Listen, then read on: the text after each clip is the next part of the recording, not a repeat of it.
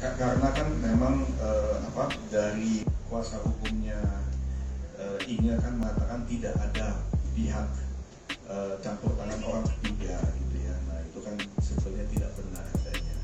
Pengakuan Ari Wibowo mengenai orang ketiga dalam rumah tangganya dengan Inge Anugrah. Artis Ari Wibowo menjawab kabar miring tentang orang ketiga di dalam rumah tangganya dengan istrinya, Inge Anugrah. Diketahui, Ari telah mengajukan permohonan cerai terhadap Inge Anugrah ke Pengadilan Negeri Jakarta Selatan pada 3 April lalu. Kuasa hukum Ari Wibowo, Arga Bangun, memastikan masalah perceraian kliennya juga disebabkan orang ketiga. Untuk pertanyaan tentang pihak ketiga, tadi sudah diberikan jawaban bahwa ada pihak ketiga. Ari Wibowo dalam konferensi pers di kawasan Senopati, Jakarta Selatan pada Kamis 20 April juga membenarkan kabar tersebut, namun dia tidak ingin terlalu jauh membahas masalah orang ketiga dalam rumahnya.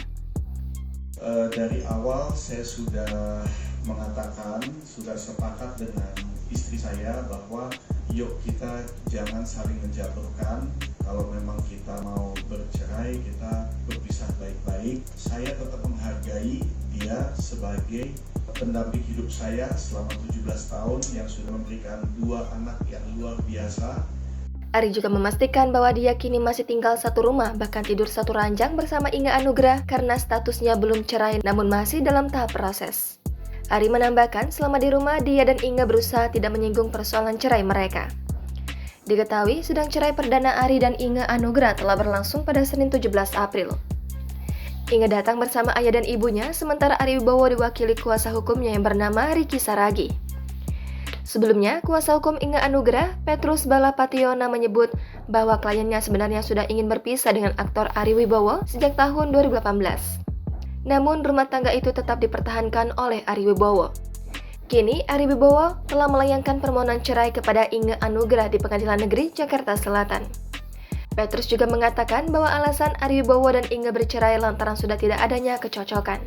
Diketahui, sidang yang berlangsung pada Senin 17 April ditunda lantaran Ari Wibowo menunjuk kuasa hukum yang baru. Kemudian, sidang selanjutnya akan digelar pada 8 Mei mendatang.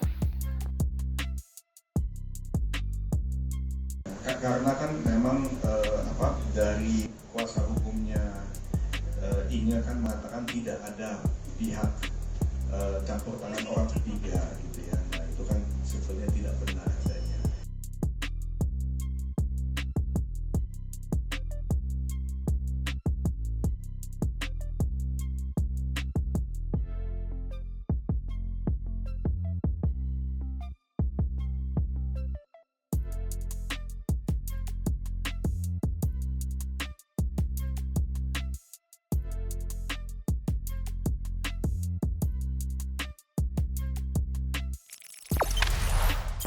Jangan lupa subscribe, share, komen, dan like ya.